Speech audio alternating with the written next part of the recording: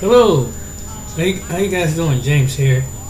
Well, I'm about to show you another video, interesting video. This time it's going to focus on black people who they just don't get it that they're not part of the party. And I'm going to let Runaway Slave, and I got a few videos to show. And this is geared toward black people who think that they're different, that they're immune to things. This is for them. Assalamu alaikum. Welcome to my channel, Runaway Slave. I would like to give a big up to all my subs and supporters who like, comment, and share the videos. In addition, a special big up to all those who purchased my masterpiece, my book, The N-Word is No Secret in the Service. Big up to you all. Let's cook. Okay, let's talk about these new crackers. You know, there was a time when a white supremacist cracker really had to put in some work to get his point across. He had to yell, he had to do things, go against the grain of some people. You know, back when you had your guys like your David Dukes and your Don Imus types or your KKK sympathizers who were vocal, them dudes actually had to work to do that. You know what I'm saying? But like everything else, the white man has an easy road. Now they have it to the point where these people have non-white people to do their cracker work for them. And these people come from everywhere. They're American people, immigrants, people who are non-white, who are these new crackers. And we've been seeing it more and more in the past 20 years. These coconuts popping up, these new crackers doing the work for the white crackers who are just sitting back, kicking their feet up, giving these guys a little bit of money and sending these mutts out there to go ahead and spew their racial hate for them, okay? And they had to do this because they knew that they had to do some things different so that they could get their point across. They noticed that they kept getting sued. You know, the real white crackers, at one point, they started getting sued. Their image is becoming tarnished. They're losing contracts, you know? Because for some reason, white people in America, as much as they love it, they don't like being called a racist. As much as they like the outcome of racism, the benefits of it, they still don't like to be called a racist. And that's all they get really mad. But these old crackers, they were more upfront and honest about how they felt about black people. You know, they were more upfront and honest about it, so they would get in trouble for it. Now the other ones, the other fraction of white people, they felt the same way as far as the bottom line. They had the same bottom line, but they don't like the way this is presented. You know, you're hurting black people's feelings. The other, you know, it's kind of like the whole conservative, liberal thing, kind of like that.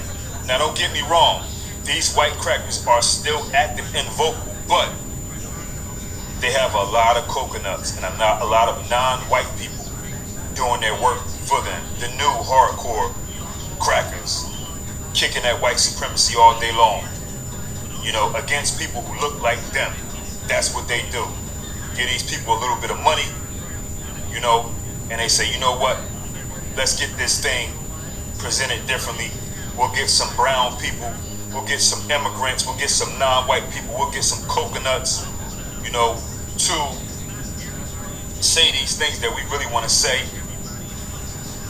And then we could say that, well, we didn't say it, a black person said it, because, of course, a person who's non-white or black is going to be able to get away with saying more things that would be white supremacist, you know, thought pattern type stuff, as opposed to the outrage if a white man said it. So they just hire these new coconuts, these new crackers. Then they say, okay, well, with getting somebody black to do it, or somebody who's not white, then they'll also, you know, motivate some other people who are kind of inspired by the whole message. You know, some people who are detached from history, who actually don't want to accept responsibility for things that they do in their life and everything. So we can go ahead and get these coconuts, and they could do the new cracker work for us. And they got a lot of people who are willing to raise their hand and say, okay, I'll do it. I'll do it. Now here's something about these new shine bone, these new crackers that they hire.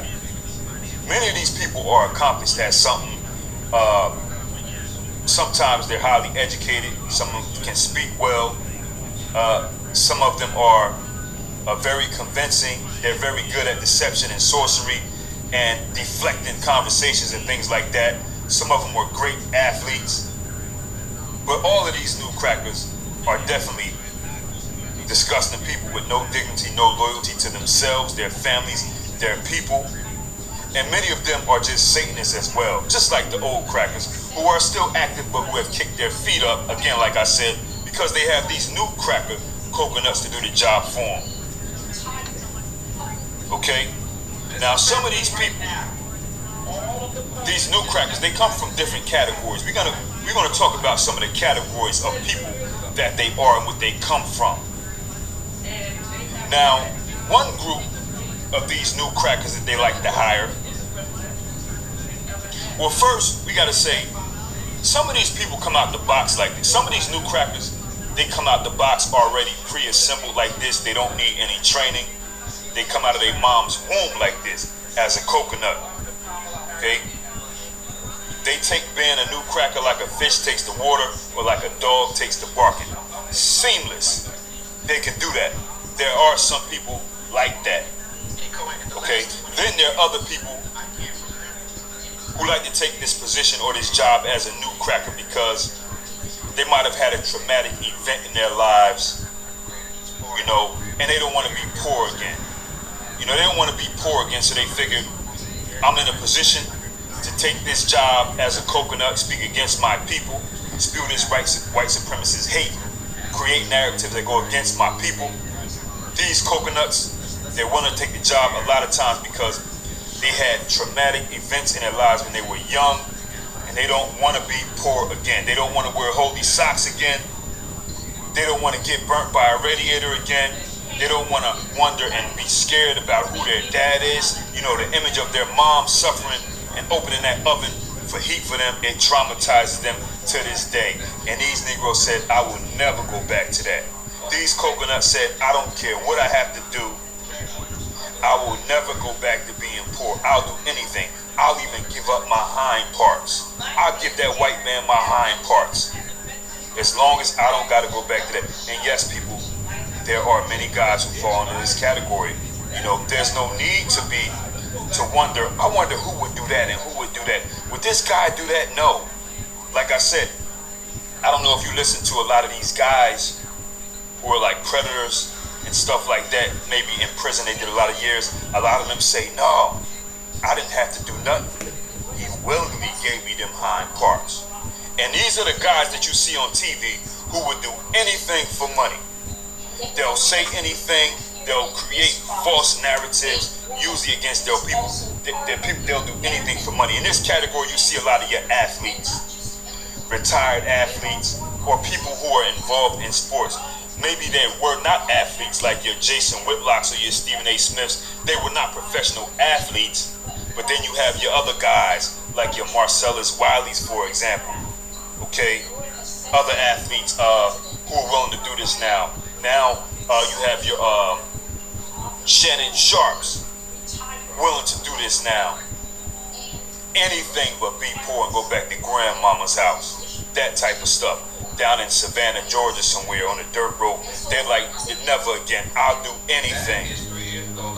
Okay? Some of these guys who are athletes who take this position also, they messed the bag up when they were athletes, when they were getting plenty of money. And Whitey knows this. So Whitey presents them with an offer. And Whitey knows that they messed the money up because Whitey was the one controlling their money and stealing their money from them as well. They know this. You know, so they call them back in there. Hey, you want a job? Got to do this, this, this, and this. You got to say this. This is your talking point. You know, they call their buddy, hey, buddy Jigabrowski. Yeah, I got such and such. Yeah, he lost all his money. He got 3 kids. Wife hit him. White wife took all his money. Yeah, he needs a job. Yeah, let's get him down there. Hey, Feltenberg, get him down there. People, it's going to hurt a lot of you all to hear this. It's going to crush you all, but this is the truth. This is when we seen our gladiator, Mike Tyson. That's what happened to him, y'all. When you first seen Mike Tyson from Brownville, Brooklyn, the killer, aggressive in the ring, beat you down, tough. That's when you seen him in that movie Hangover, shaking his hind parts with them white guys. Them Bernstein Bears got him because they knew Mike Tyson ain't have no money, man. They continue to do certain things to him. It rubs a lot of people the wrong way, but I've been paying attention and seeing some of the things that they did to him or that they do to him is because he ran out of money, man. They stole his money. But anyway, that's what they do. And again, like I said, a lot of these guys were not always professional athletes. You have your Stephen A's and your Jason Whitlocks. They just want money. They want to speak about sports. They love sports. They feel as though they can talk about sports, and they put their whole spin of sports. They include the white supremacist talking points in the sports, and they always chalk it up as sports and say things like, well, come on, it's sports. You have your guys like your Marcellus Wiley's, this coon right here, who tries to relate everything going on in the world through sports. One time this bootleg sat on there and said, there's no such thing as white privilege because there are black athletes who are privileged. They say things like that to kind of deceive people and try to make it sound like they're sounding smart, but they're really sounding like an idiot. Giving these white supremacists talking points, okay? Many of these guys, people would definitely surrender their hind parts, people, okay? And a lot of these coconuts or these new crackers, what they do is they sit on these platforms and they know how to say certain things to win the hearts back of their people temporarily. Then they go back and say 5 other white supremacists disgusting thing, talking points that make the white people happy. Then they'll come up and they'll pop up. People say, oh, well, yeah, he did say this that day. I'm glad he said, listen, throw these dudes in the trash, man. As long as they have a job on these platforms, they can do the whole little deception thing. They can play the seesaw Negro and the balance beam Negro, and so I can see this. Then I gotta come back and say this for these white people, okay? They'll always come back and they'll always disrespect their people 5 times more, okay? These are the new crackers. That's what they do. That's what they were hired for, to sit up there, throw these people in the trash. And when black men come around who are like stand-up individuals, stand-up men, they get upset, they get jealous, and they usually rebel against them by saying all kinds of terrible things. These are the type of guys, your Jason Whitlocks, your Stephen A. Smiths, your Marcellus Wiley's, your Shannons, and many other, a lot of them, y'all. You know a lot of these coconuts, these new crackers that they hired to do these jobs. These are the guys who would have created platforms to speak against people like Muhammad Ali. They would have created platforms to speak against people like Malcolm X, Imam Al-Hajj, Malik Shabazz. These are the guys, but they can say that they wouldn't now and say that they like these guys, these men, because it's a popular thing to say, but that's not true. These guys represent the coons who were back in the day speaking out against people like Muhammad Ali and others, okay? Same thing, it's just in your era. You can tell by their actions. There's no fixing these guys.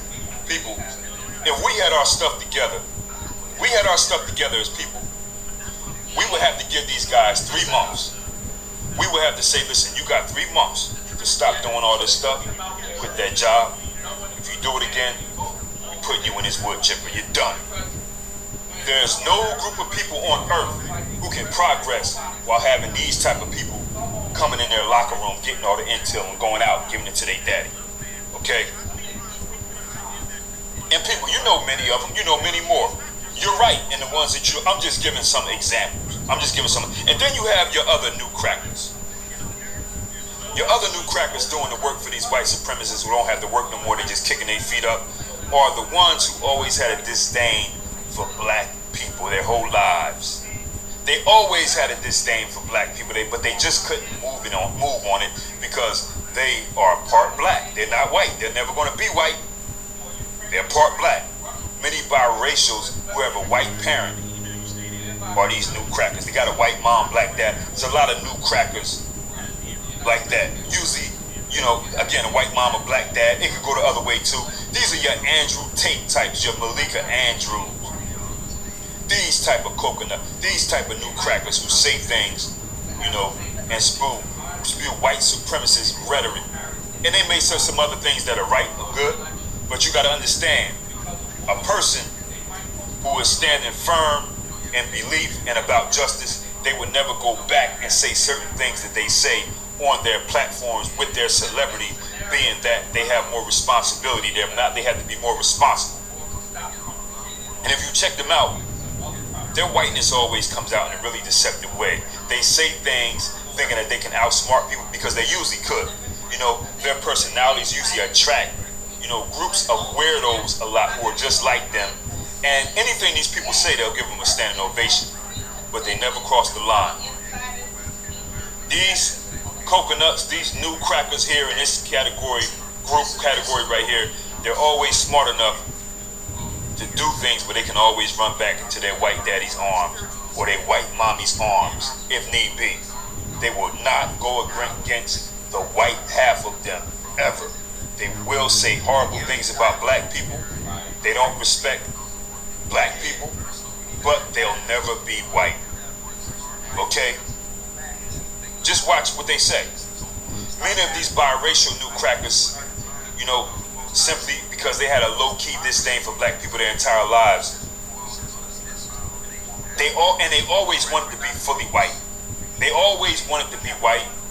They had white relatives who they went around, they seen their white relatives and their white mothers benefiting from the religion of white supremacy, and they just go look in the mirror and say, damn, I'll never be white. And their white relatives, white people are hard on you. White people are hard on other people. They're not like us, y'all. They don't have that good accepting heart like we do. And they always make these little biracial kids feel bad, and they always remind them, you're not like us. You still, although Molly is your mom, although Emily and Morgan is your mother, she's with us, but you ain't. And they hold resentment. They're really mad, okay? They get upset about this. They seen the white privilege. They always wanted that completely. No. They were never accepted 100% by whitey.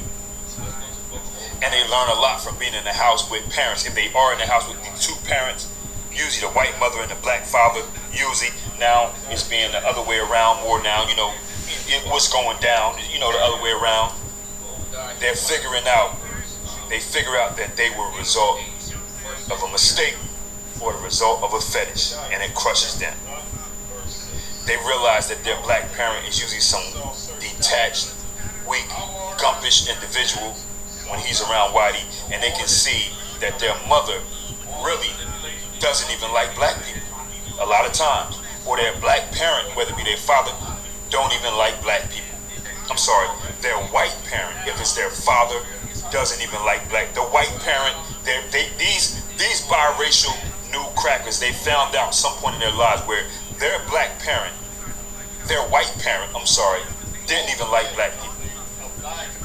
And if you look, you can see a lot of their parents are weaklings, like in these pictures here. Their parents would typically be in the side of the picture, pushed to the side like they're the tallest one there, and they're not in the middle, they just push them to the side type stuff, you know. And it really pisses these new crackers off. It really, at some point, pissed them off, and this realization of what they are and their status and their parents' whole story, it made them very angry in their youth and coming up. They have this low-key, boiling hate, not towards the white people and the family members who won't accept them, not towards the white people who won't accept them because they really want to be white and get some of that white privilege, not towards them, but towards the part that they blame for not getting that acceptance, the black people. So they're easy pickings to be hired to be a new cracker. And they're being hired and picked up, and the whitey is letting their platforms ride out as long as they continue to say the things that they say, okay? They're highly recruited by these old crackers to be the new crackers. Then you have your immigrant crackers, your immigrant new crackers. These crackers in this category are terrible. Sometimes they're very dangerous, they can be violent, okay? A lot of them are very upset because they never blended in with the so-called cool black people when they were young, and they're still mad that the white people never accepted them. And these are the type of people that just can't let it go. A lot of the guys in that so-called thing called the manosphere, whatever, they're these type of guys. 20, 30 years later, they're still mad because the black kids tease them for smelling like fish grease, or because they had Bobo sneakers on, or they weren't accepted, because black kids picked on them and jumped them when they were living in certain areas, And not all of them were immigrants too. So there are some, little black kids who are like this as well, who turn out, you can see them on different platforms, to turn out to be the new crackers. And you look at their history, and a lot of them have the same story. They just can't let it go.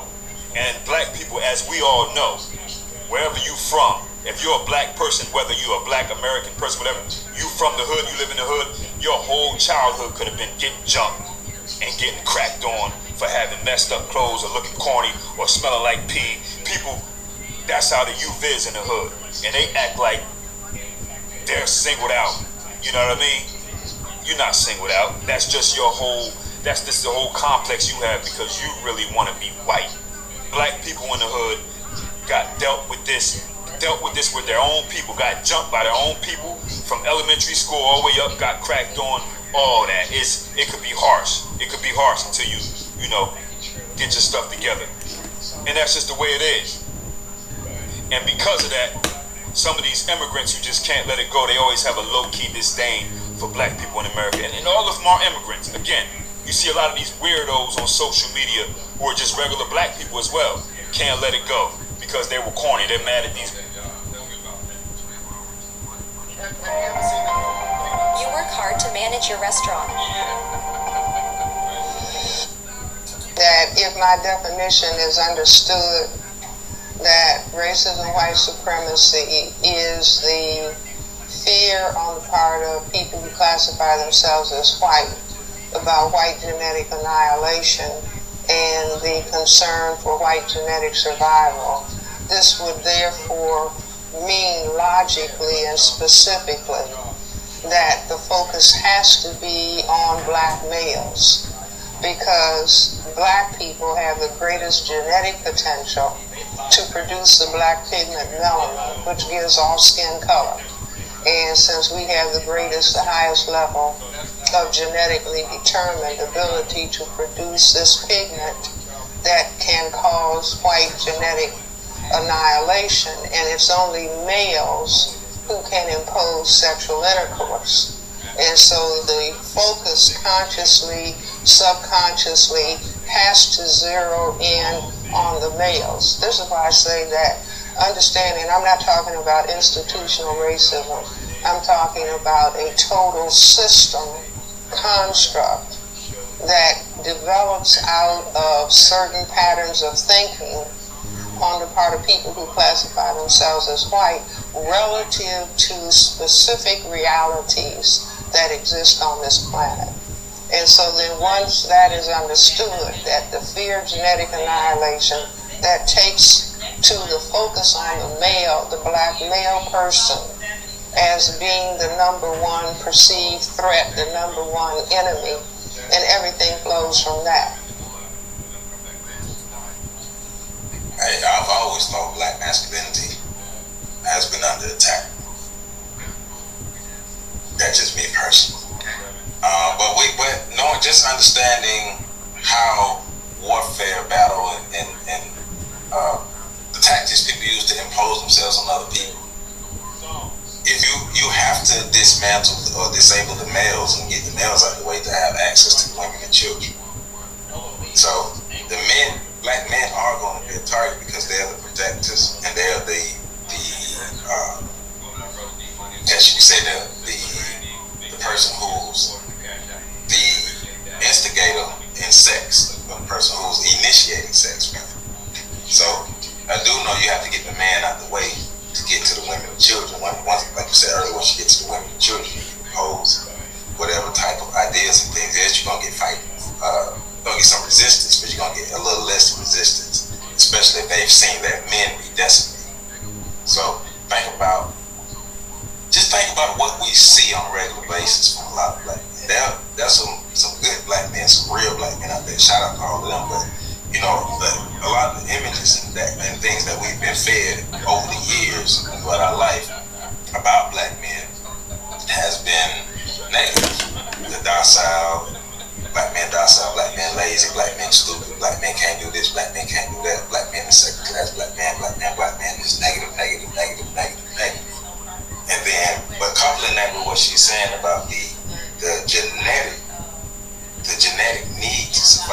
also understanding that this group of people that we enslave and these people who are behind enemy lines have the greatest potential to breed us out. So on one hand, I get it in terms of, because I was just reading a study earlier this week talking about how violence towards members of an outgroup actually elicits a response in the reward circuitry of the brain. So, you know, to simplify that for people, your brain responds favorably to you attacking somebody that's not a part of your group. And so that alone explains a lot, just that by itself. But on the other end, I agree with what you said in terms of you have to get the men out of the way because of the way confrontations and wars and conflicts between groups are typically fought. It's typically a physical activity, a physical interaction where men are clashing against each other. And women, while they can participate in that activity and they have been successful, generally speaking, an army of men and an army of women, the army of men is going to win, generally speaking, barring technological advances and stuff like that. So that's where I say I agree with what you're saying from the protector standpoint. And that's also where I kind of waver a bit from her stance on it's purely about the males being able to force sex on the women, so we have to remove them from the equation because black men could essentially white women if they wanted to. That's not what she said, but it's kind of paraphrasing of her saying men can impose sex. And we know in today's day and age women can impose sex as well. But that's I think that's modern. Well, yeah, I mean, but in a larger sense, the imposition of sex is mainly going to come from the male. But women can impose sex. But white women can impose sex on us in this system. And where we at now. Right. That's what I'm getting at. And also from the standpoint of it would also suggest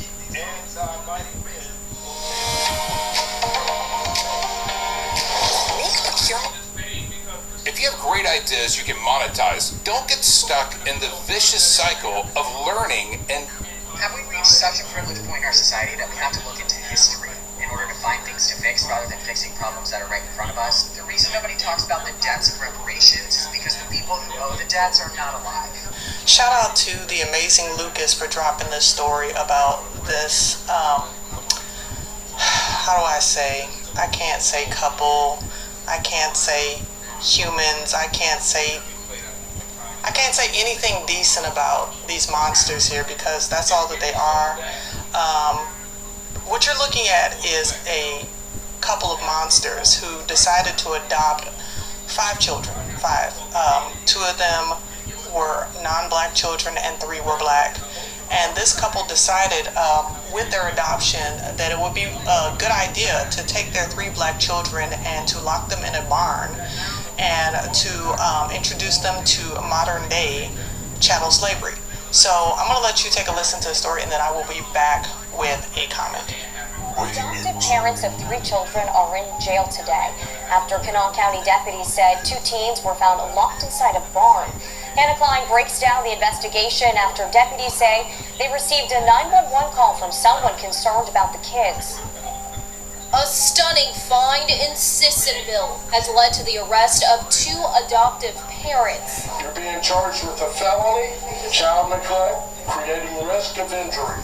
Donald Lance and Jean Whitefeather now in jail as their children are now with CPS. It started on Monday when deputies got a call just before 6 o'clock in the evening. The 2 children are being locked in a barn at this home on Cheyenne Lane in Sissonville. They weren't able to locate any guardians or parental figures or anybody around the residence or the barn and started having a conversation with 2 children that were inside the barn. Deputies eventually forced their way into the barn. where they said they found a 16-year-old girl and 14-year-old boy inside a 20 by 14-foot room. Investigators say the teens had no way to get out of the shed, with no running water, no bathroom. The girl told deputies their parents had brought them food around 6 o'clock that morning, but said her and her brother weren't allowed in the house and were locked in the barn for long periods every day. Eyewitness News spoke to neighbors who were afraid to go on camera, but claimed multiple families called police about the children's safety several times, and they are thankful they are now safe. It's a pretty bad case. I mean, it's you know, in any type of situation like this, it's not really comparable. A horrific condition like it's just not how you want or how you would even expect children to be raised or being taken care of. Lance and Whitefeather eventually showed up at the home. They're now charged with child neglect, creating substantial risk of injury. The mother admitted the children were left in the shed, but reportedly told deputies they, quote, liked it. They're trying to, get the children back in better living conditions, better placement, and the detectives will continue to investigate and build this case. In Sissonville, Hannah Klein, Eyewitness News. The Sissonville couple accused of human trafficking and forced labor were back in court today. This is the case where Donald Lance and Jeannie Whitefeather were arrested after deputies found their adopted teens locked in a barn last fall in Sissonville. But as Anna Saunders explains, today's hearing was focused on their financial situation as prosecutors consider some of their money illegal. That's right, Gina. As new charges of human trafficking, forced labor, and civil rights violations stacked up against Whitefeather and Lance, so did their bond amount, as they are now back in jail on $500,000 cash bonds each. But the matter addressed in court today was about the first bond they posted when they were able to put down $400,000 cash back in February. This raised red flags with the prosecution, as they believe that money is contraband and are now looking to have it turned over to the state. It's the prosecution's ultimate goal to seize the $400,000 that Whitefeather and Lance posted for bond in February. The argument is that bonds were paid by selling homes in Washington State and in Sissonville, where human trafficking occurred. But what happened today is Kanawha County Chief Circuit Court Judge Mary Claire Akers signed a protective order for that money, meaning it must stay with the sheriff's office until the courts decide if it will be seized or not. We're not trying to forfeit the money without due process. We just want to protect it and preserve it until we've had a chance to litigate the claim. A 16-count indictment was recently returned against Lance and Whitefeather, going far beyond their initial charge of child neglect. Investigators now say the couple sought out and adopted 5 black children from a shelter, targeting them for their race to do forced labor. The complaint said Lance and Whitefeather first had them at this 80-acre ranch in Washington State, and then moved to the Sissonville home. This is where deputies, while doing a welfare check last fall, found 2 teenagers locked in a barn in what investigators called deplorable conditions. After they were arrested, the 2 sold the Washington home for about $700,000 and the Sissonville home for about $300,000. Prosecutors believe they used that money for bond. Now, with this $400,000 now protected, it can't be used at all right now while the protective order is in place. But if the state wins out in this and the forfeiture is granted, it could possibly be treated like drug seizure money, where percentages go to arresting agencies and the prosecution, or it is common for human trafficking money to go to the victims, which in this case would be the kids. All of that pending how this plays out in court alongside the criminal investigation. The government does not owe us, and white people do not owe us. So you see, it appears that the Neanderthals are very much still alive, and they are still very much the same as their forefathers and their foremothers. They are doing the same thing, and we're in 2024, I believe it is, 2024. So we're not in 1619. We're not in 1865, we are in 2024, and yet there is still slavery that is happening. Now, some people in the comment section made some great points about the whole adoptive white parent to black children phenomena. And I want to correct myself because I actually thought it was only 3 black children, but it was actually 5 that they adopted. But some people made some comments about why is it that white people want to adopt black children. And I'm not going to say that all white people that adopt black children, that this is what they do. I don't think that that's fair, but I will say that, I'm side-eyeing y'all now. I'm not going to lie. I'm side-eyeing y'all now. This right here is a good indication of why the entire nation of what consists of white America, whether you come from Scandinavia, Sweden, Ireland, the UK, Russia, Ukraine, I really don't care where you come from, the state of Israel. At the end of the day, we have to side-eye you when you have an obsession with our blackness, because the fact of the matter is that we know that this type of behavior still runs deep within your veins, and now you see this very wealthy Neanderthal couple of monsters was doing what they were doing to these 5 innocent Hebrew children, just like your forefathers and foremothers did to our ancestors. And so this is unfortunate, but when we hear people who are contesting the right for reparations, and yet there is visible slavery, aka human trafficking, going on of black bodies, this is present day. So what really is your argument? And so when you have Sambos also who are promoting this idea that America is this grand nation, that you have the land of opportunity, blah, blah, blah, nonsense, you see that it is not all as it seems. This is a nation whose glory was found in being savage towards natives, destroying them, stealing Israelites from the continent of Africa and enslaving them, destroying almost every place that they have put their hands on. There's been colonization, and yet they talk about quote-unquote black on black crime. And this is very unfortunate that we still have this type of situation that is happening to this day, but it is a very much to-date reality. It has not changed. And so I do hope and pray that these people are put under the jail, that they are given a life sentence at the very least, and the DEA TH penalty at the most, because they deserve it, quite frankly, in my opinion. But let me know what you think in the comment section below. Israel's Supreme Court has ruled We get it. Things are more expensive than ever. Donated over a 3-year period to support youth programs, but State Attorney General Robert Abrams says lots of that cash went into Al Sharpton's pockets. all the charges. Same charges that Dr. King has. Same charges. Where's all of the money? Where's the tickets go? This is what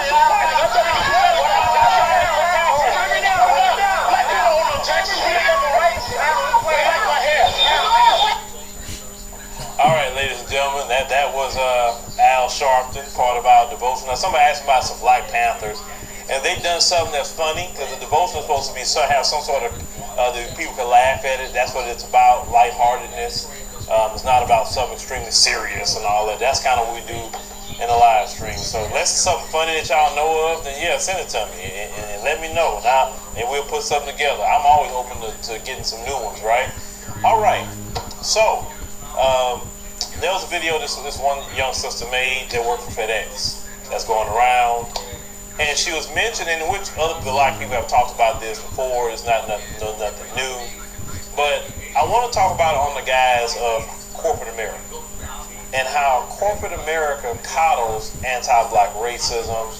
And let's go ahead and play the video, and then we'll have that conversation. So, where are we at? Come on, where's the video? Am I missing the video? Oh, here we go. All right, here we go. I've been with FedEx for 6 years now, and it just shocks me that in 2024, I'm still being told that there are certain towns that I can't deliver in. And when I ask why, they say they're sorry that people are the way they are, but I can't deliver there. And it's crazy because when I first started at FedEx in 2018, And my supervisor there, I was in Springfield, Illinois, and she told me, like, you can't go there. And I was like, huh? She's like, you can't go there.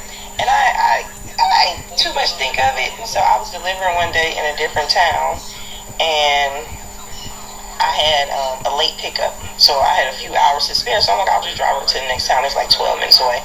I'm like, I'll just go to the Walmart. You can always kill time at Walmart. I drive over to the Walmart. I walk in, and the looks I got made me immediately turn around, go back to my truck, and drive, a little 12, 13 minutes back to the town that I was in. And I parked in an abandoned parking spot, and I just sat in that abandoned parking spot for like 2.5 hours. And yeah, she's like, I'm sorry, but that's just the way they are. And then when I went to Wisconsin, I was cool. I always delivered to the rural areas, but then I had a guy, talk to me crazy, like, just real crazy. Anywho, and now I'm here, and it's a route that I can't do because I'm black.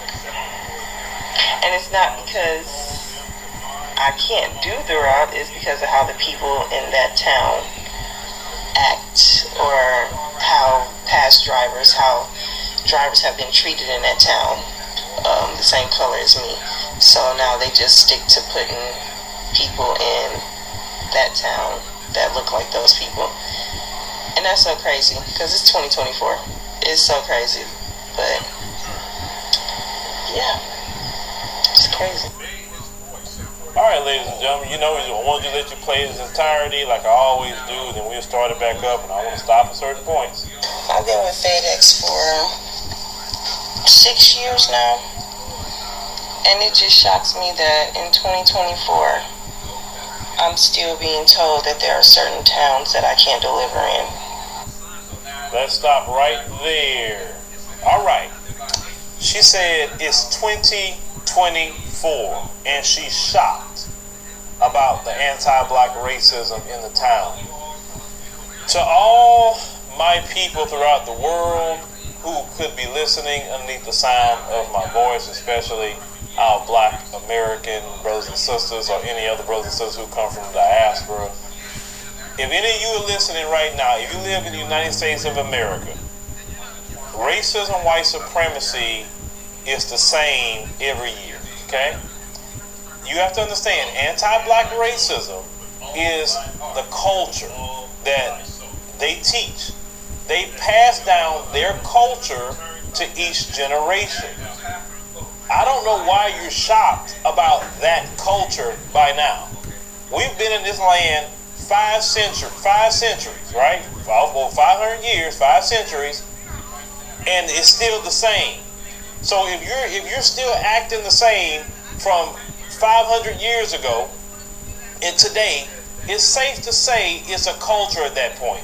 Meaning, I do it, I teach my children get grown, they teach their children, they pass down anti-black racism as an inheritance. So it don't matter if it's 2024, 2030, 2035, it is the culture. The quicker you understand the culture that it's in the folks' community with anti-black racism, the better off you will be.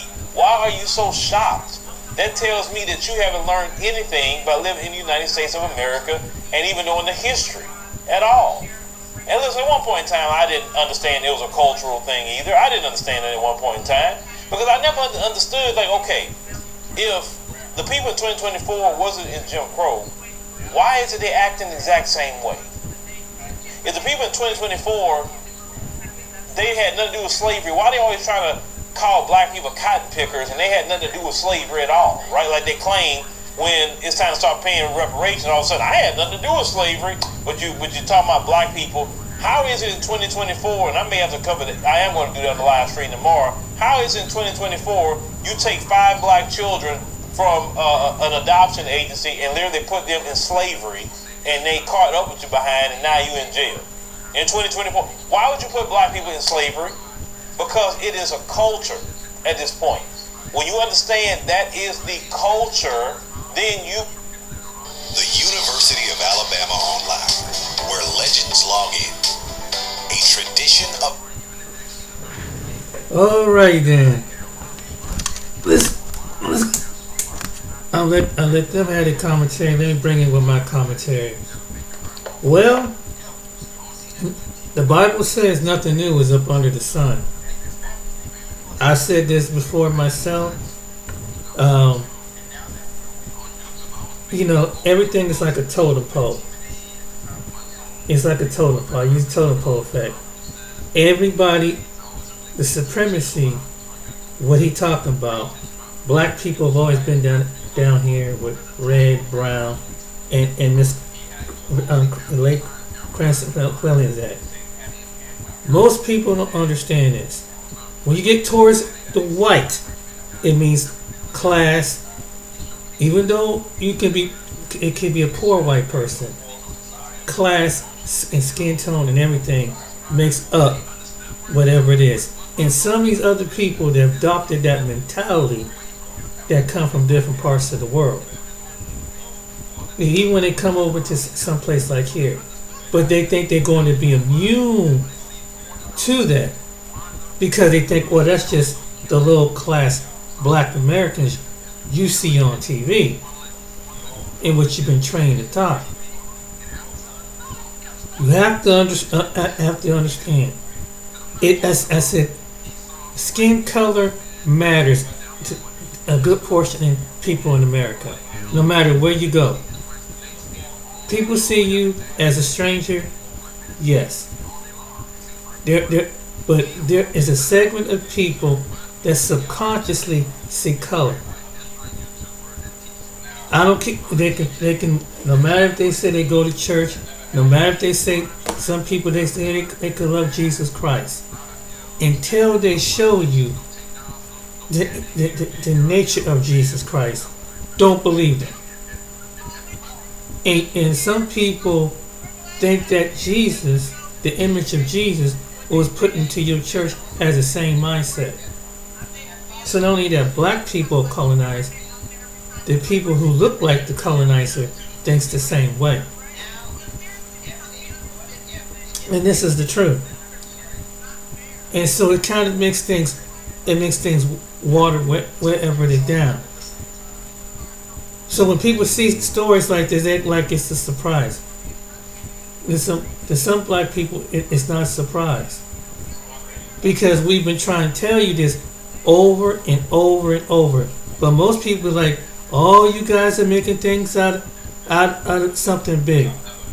I mean, make it so lighthearted. And it's not, it's like, okay, for example, I use this as an example. Let's say someone got shot by a gun. And then, they got a bullet, they got a bullet. And it's like, oh, what you crying for? It's just a little bullet, just pull out and just put a Band-Aid on it. It's no big deal, but they never been shot by the bullet.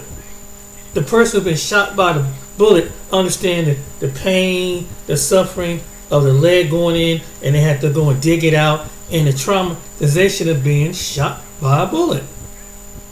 But America and people like this is the same way. They think they're immune to it. Some people in America think they're immune to it, or they in an environment that someone ever has open discussion, because the majority of people that look like them, they're not going to have another race of people are not going to have a discussion about another race of people unless it's something that's on the news. That's number one. Number two is that you live in most majority the United States. There, 90% of the towns in America is predominantly white. No matter whatever state you live in, it's predominant. So so out of that, you don't see really no difference other than that odd family that maybe is just too quiet, or they just maybe they impoverished. So they take the brunt of it because of the poverty. But when you put another equation of people in it, it's different.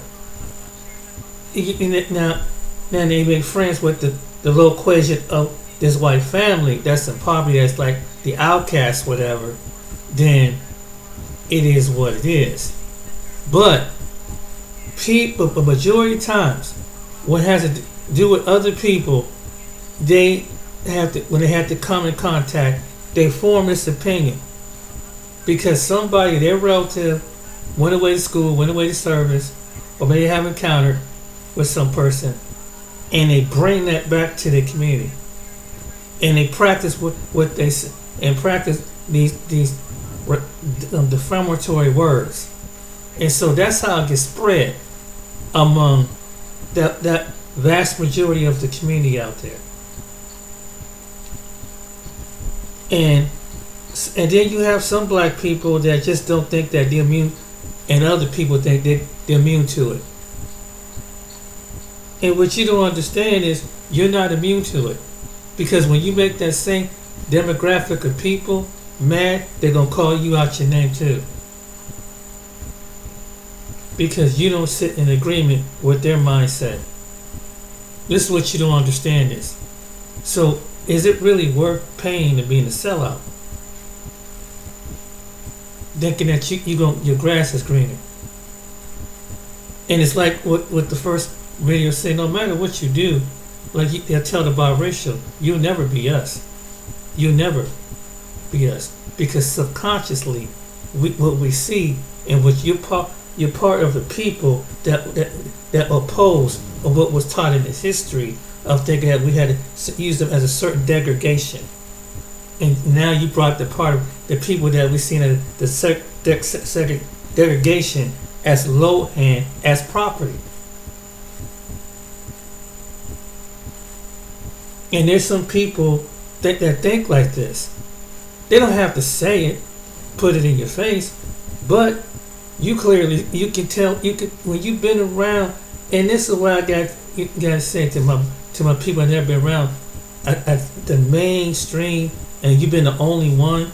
And see, when you've been the only black person out there, you pick up on things like this. Some cues that just go along with the record, go along with the foreplay, and go along with society.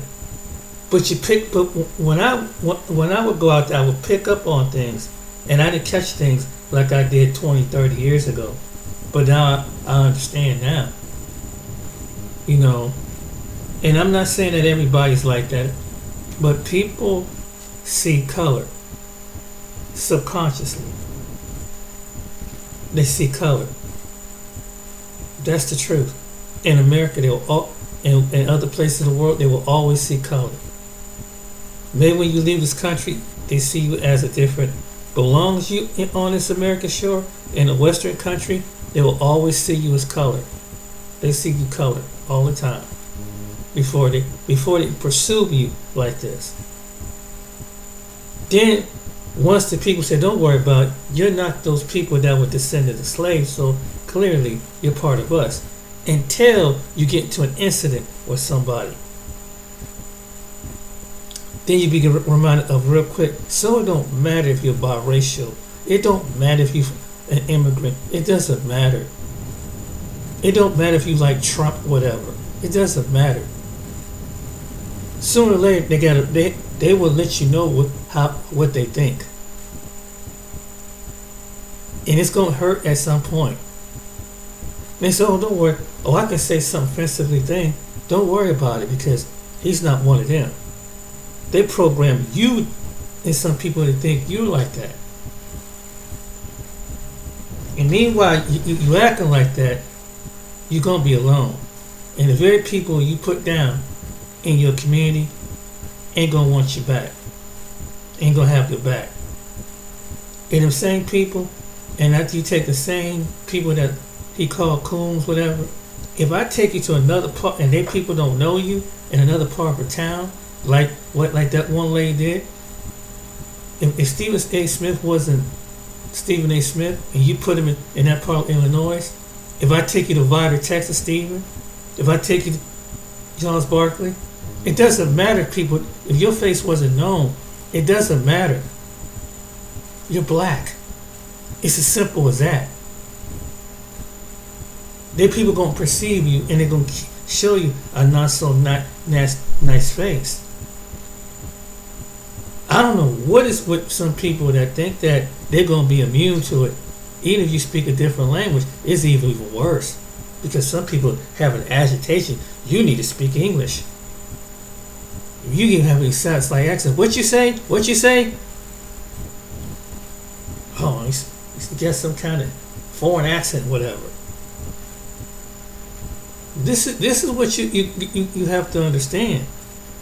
Everybody can come against us, but after we come against us, you're next. The same people in the country that have done this among Mexican Americans and Mexicans. They did that was the number one thing. The number two people. Third thing they did this to the indigenous people. They teamed up with the same tribes of indigenous people to fight indigenous people, because it was so many indigenous people in this land that the white pioneers were kind of in fear. So they know they had to make friends.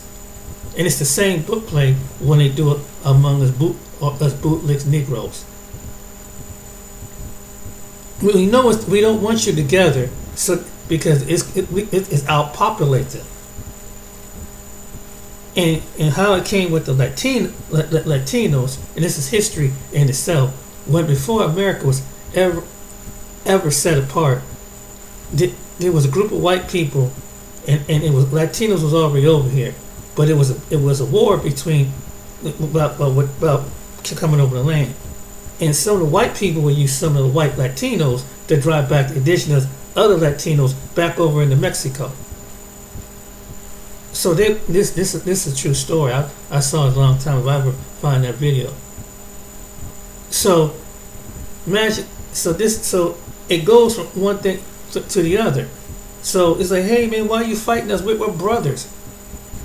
And the only reason why the other Latinos that were Americanized, because they were promised land. If you drive back that Mexican army and so they use so the white and along with the Mexicans would drive the Mexican army back over. See, betrayal has always been a thing that this have. So bootlicking is in other cultures too. Think that if you can put down, insult your other people, you'll be one of the special pick ones. But in the end, you're not. Because when they get pissed at you, they get mad at you and try to do the right thing, and they may pick one or two of you, but you become one of their favorites. And these are one in a certain dominant society of people think like this. So it's something, ain't it? So that's to the ones that you think you may think you get over, but you don't get by. And you just don't understand. No matter how much you sell out, they'll never accept you. Because subconsciously, people like to look at people what represent them all over. Whether it's on TV, whether it's in music, wherever they go. Most people subconsciously, and I do believe this, want people to see people that look like them all the time because they feel comfortable. They don't have to say it, but they project it. But you put them in a room for different people, you can see the insecurity come up out of them. You have to, again, America has a spirit of racism. But they have to pick a certain demographic of people to keep demonizing. And that's the black American. Well, we good in sports and good in the bed and good in music, but that's as far as it goes. But other than that, they have no use for you. The ones some in mainstream society. And they'll pick up your man and go, "What's up, my nigga?" You sit it up, and they do the same thing. But when it comes to book come to shove, all that goes out the door. Some of you folks and some of you bootlegs, you gonna find that out. Live long enough, you'll see. But now I have to show you that some things don't go away. They transform. Racism is going to continually to transform in America. Remember that I said it's a spirit, and it's not going away. The only way it goes away when God himself had to step into this earth. That's the only way America and other places will ever get rid of racism. I know some people don't think it's not positive, it's not a likable topic, but that's the truth. Because it's been so embedded in our culture, hidden, disguised. When you see, and even when, in TV and hearsay has helped it bring a jealousy to it, and that's it's spiritual. That is grain. Even during the times of war and all these other events you hear in history, it also repeats itself. But for you that like to continually to look down on your other half of your people being part of the black diaspora, I feel sorry for you. You just don't know. You don't see what's coming. Because in the end, you're not going to like it. No matter how cool someone is, subconsciously, they will see the skin. Their parents. Watch what I'm telling you. Alright then, ladies and gentlemen, I hope you find interest in the video. Like and subscribe, and take it like one guy would say, kick it and kick it aside. Time will show you what I'm talking about. Keep on living. If you don't believe me, just keep on living. Because it's yet, some things you haven't seen have yet to come. Take care, be blessed.